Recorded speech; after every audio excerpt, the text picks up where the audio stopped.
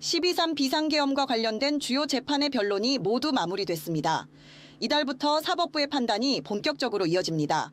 16일 윤석열 씨의 체포방해 혐의 1심 선고를 시작으로 한덕수 전 국무총리와 이상민 전 행정안전부 장관 등 비상계엄 핵심 피고인들에 대한 1심 선고가 줄줄이 예정돼 있습니다.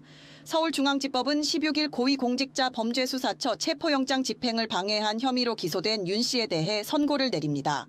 내란 특검은 앞서 윤 씨에게 징역 10년을 구형했지만 이 사건은 비상계엄의 내란 성립 여부 자체를 판단하는 재판은 아닙니다. 비상계엄을 형법상 내란으로 처벌할 수 있는지에 대한 사법부의 첫 판단은 오는 21일 한덕수 전 국무총리에 대한 1심 선고에서 나올 가능성이 큽니다. 한 전 총리의 유죄가 선고될 경우 계엄 선포 행위가 내란죄의 핵심 구성 요건인 국헌문란 목적에 해당하는지에 대해 법원이 처음으로 명시적인 판단을 내리게 됩니다. 한편 도이치모터스 주가 조작 의혹과 관련된 김건희 씨의 자본시장법 위반 혐의 사건 등 1심 선고는 오는 28일 진행됩니다. 앞서 김건희 특검은 김 씨에게는 징역 15년과 벌금 20억 원을 구형한 바 있습니다. 뉴스토마토 유근윤입니다. 윤석열 씨에 대한 1심 선고가 오늘 열립니다. 혐의는 체포방해. 윤 씨를 둘러싼 8개 재판 가운데 첫 판결입니다. 김건희 씨에 대한 1심 선고도 이달 예정돼 있습니다. 드디어 시작되는 법의 심판 관련해서 양지열 변호사, 김태현 뉴스토마토 기자와 얘기 나눠보겠습니다. 두 분 안녕하세요. 네, 안녕하세요. 안녕하십니까? 네. 자, 김 기자. 오늘 몇 시에 선고가 이루어집니까? 오후 2시에 지금 선고가 예정돼 있습니다. 오늘 윤석열 씨에 대한 선고는 생중계로 진행이 됩니다. 네네. 그래서 저희뿐만 아니라 그 재판정에 들어간 그 기자들뿐만 아니라 외부에서도 이제 윤석열 씨에 대한 선고가 어떻게 진행되는지 다 볼 수 있습니다. 앞서 이명박, 박근혜 두 전직 대통령에 대한 선고 또한 생중계로 진행된 바 있죠. 맞습니다. 이 재판 생중계 같은 경우에는 법원, 그러니까 재판부의 전적인 판단에 달려 있습니다. 그래서 피고인의 어떤 권리보다 공익적으로, 그러니까 국민들의 알 권리가 더 앞서는 경우에는 생중계를 할 수 있도록 돼 있습니다. 자, 변호사님. 체포방해 혐의 구체적으로 내용이 어떻습니까? 윤석열 씨 같은 경우에는 뭐 탄핵이 되기 전에 탄핵소추가 되기 전에 본인의 관제에서 내란을 일으킨 이후에 지금 합수부연 수사가 시작됐고 공수처연 수사가 시작됐음에도 불구하고 경찰과 공수처의 합동으로 된 체포 작전에 불응을 하면서 특히 당시 경호처의 경호처 직원들을 동원해서 무기를 사용할 수 있다라는 등의 어떤 네네, 그런 네. 요구까지 해가면서 체포를 적극적으로 막으라고 지시를 했었고 그 결과 실제로 1차 체포영장 집행은 네, 맞습니다. 허사로 돌아갔었고 기억합니다. 2차 체포 집행에서야 이제 신병을 확보할 수 있었지 않습니까?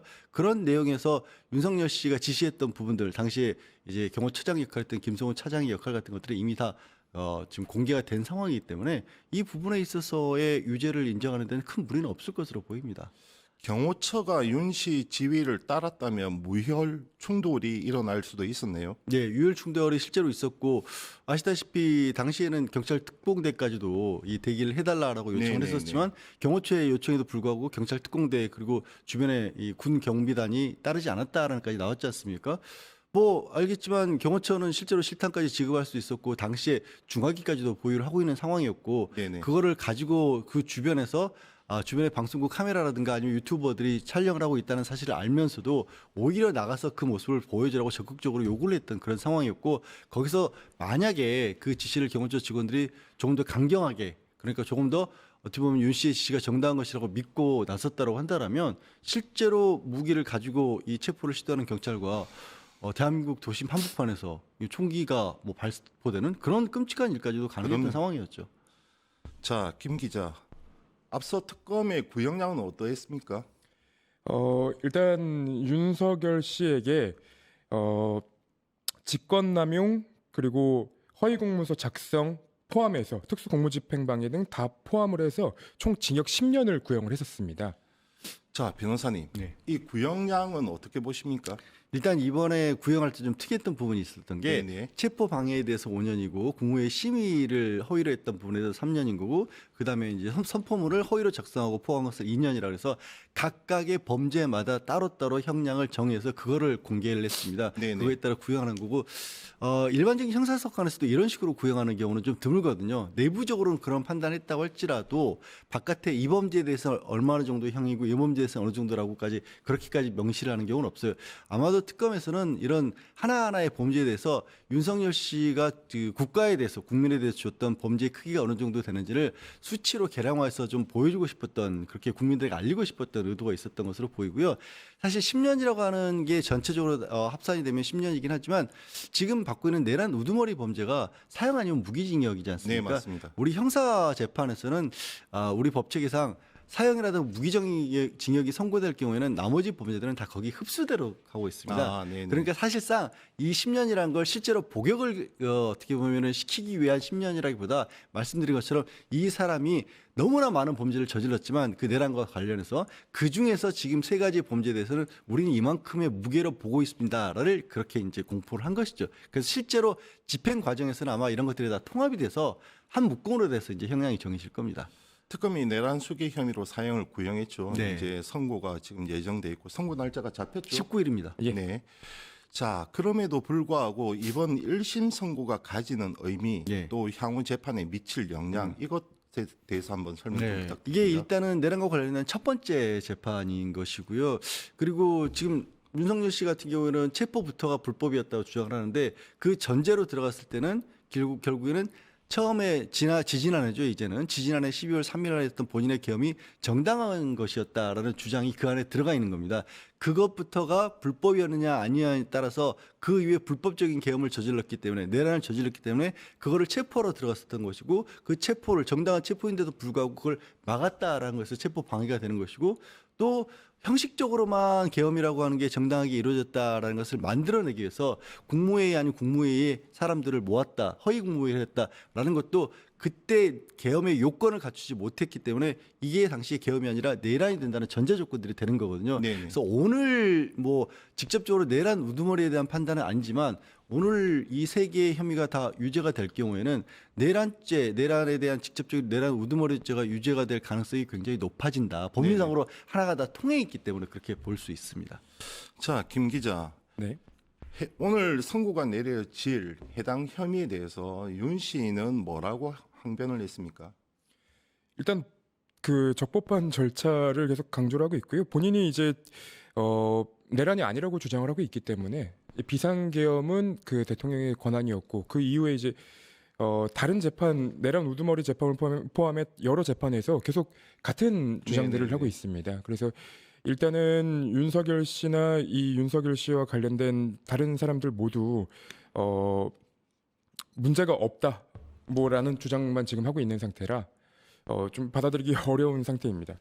변호사님, 유혈 충돌을 낳을 뻔한 체포방해 혐의 여기에 네. 대한 윤 씨의 주장은 무엇이었습니까?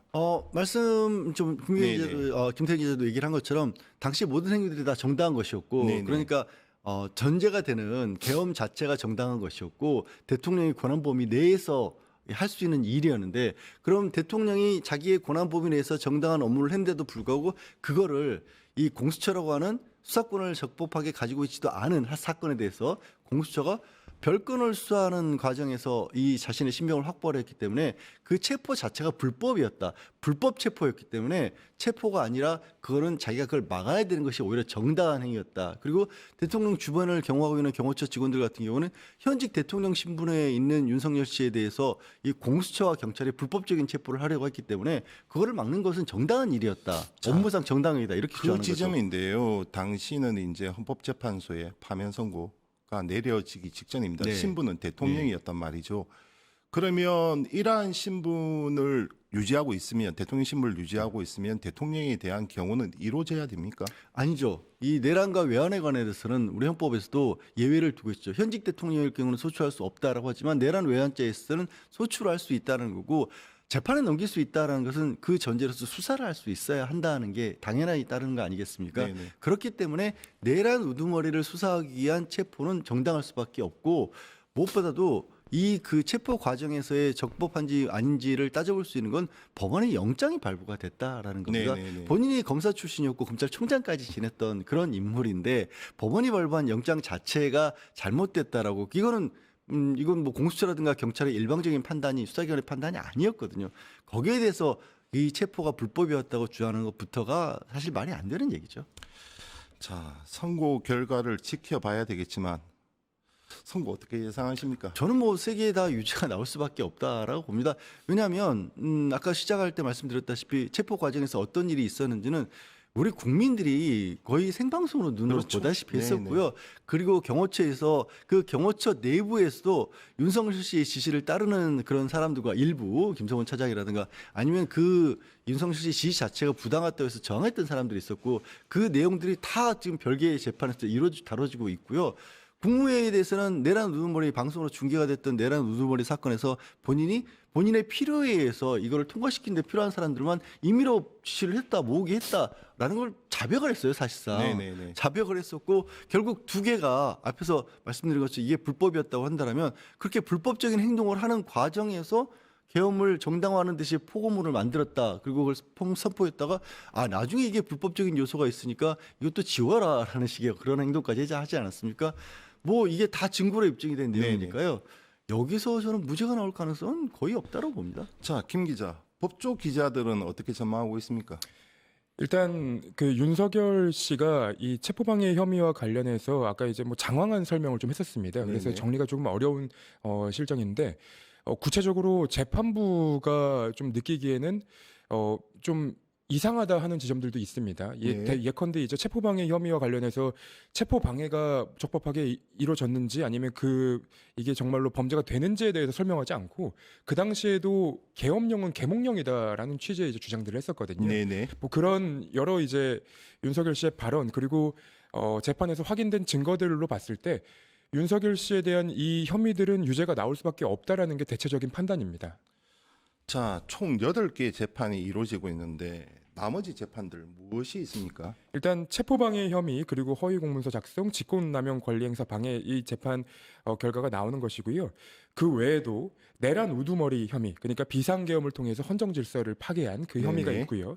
그리고 특수공무집행 방해, 그러니까 이건 계엄군을 동원해서 국회의원의 출입을 막고 국회 기능을 방해한 혐의를 받고 있고요.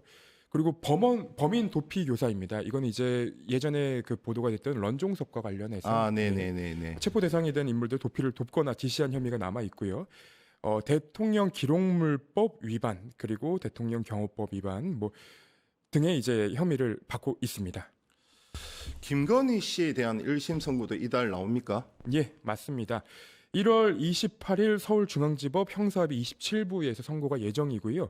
김건희 씨 같은 경우에는 주요 혐의가 자본시장법 위반 그리고 알선 수재 및 정치자금법 위반입니다. 일종의 주가 조작 그 사건이죠. 맞습니다. 자본시장법 위반 같은 경우에는 검찰이 계속 봐줘왔던 도이치모터스 주가 조작 의혹과 관련된 사건입니다.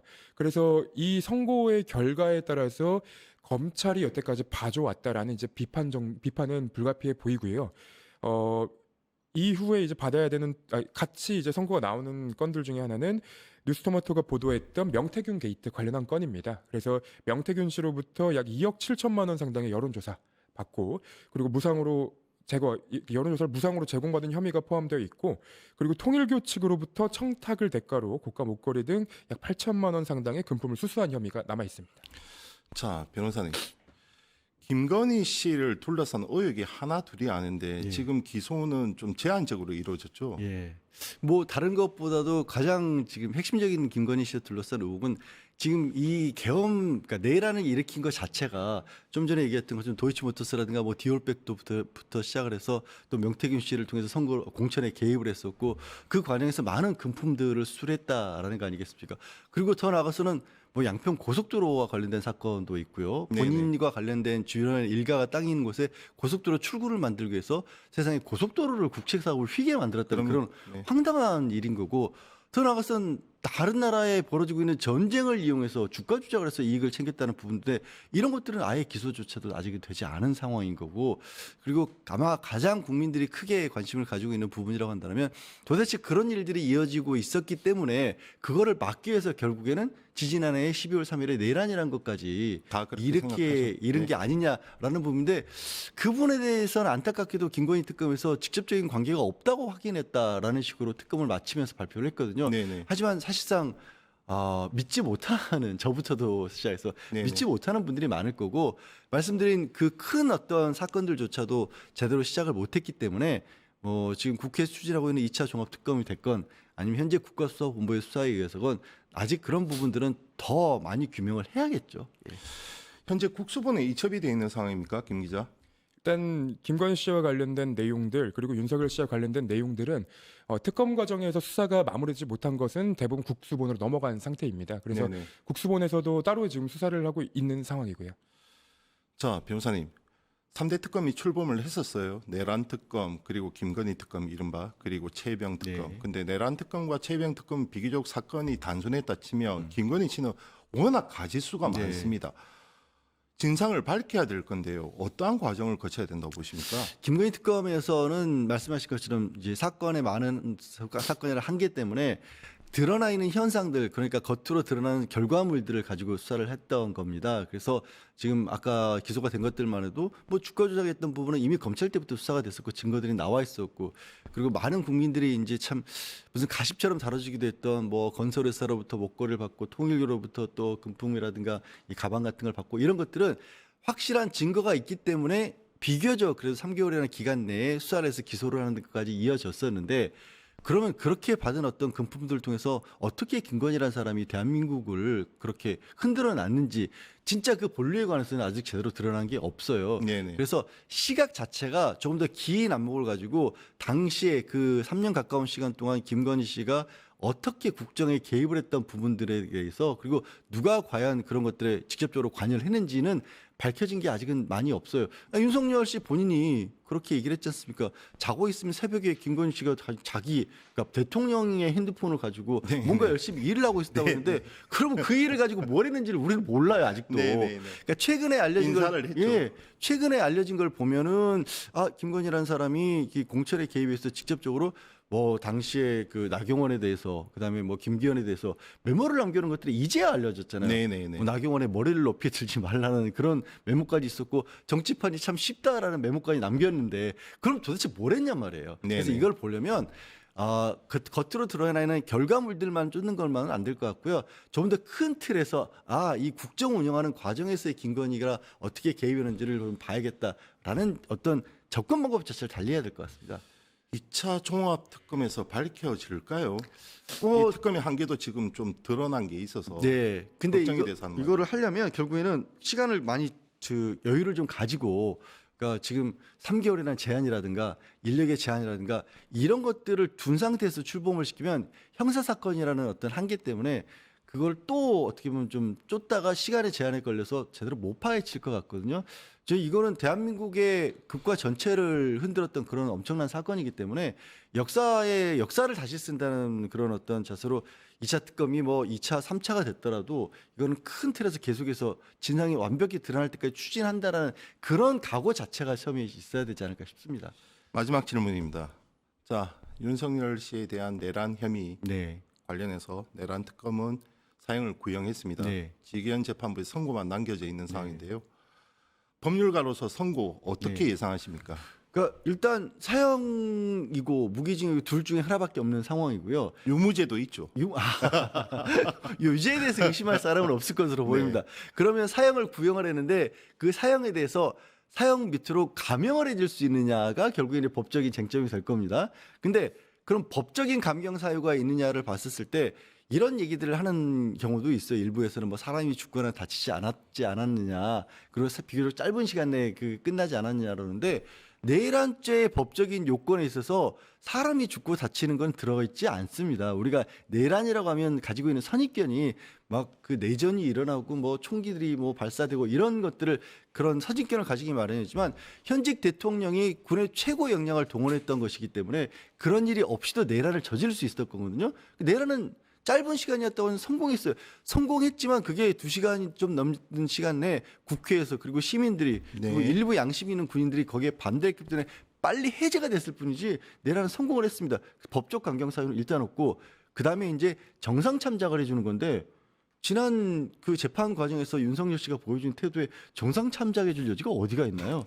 그래서 저는 이건 지기현 재판 그 부장판사로서 선택의 여지가 없이 그대로 선고를 할 수밖에 없지 않을까 싶습니다. 네, 지금까지 양재열 변호사 그리고 김태현 뉴스토마토 기자였습니다. 두 분 감사합니다. 네, 고맙습니다. 감사합니다.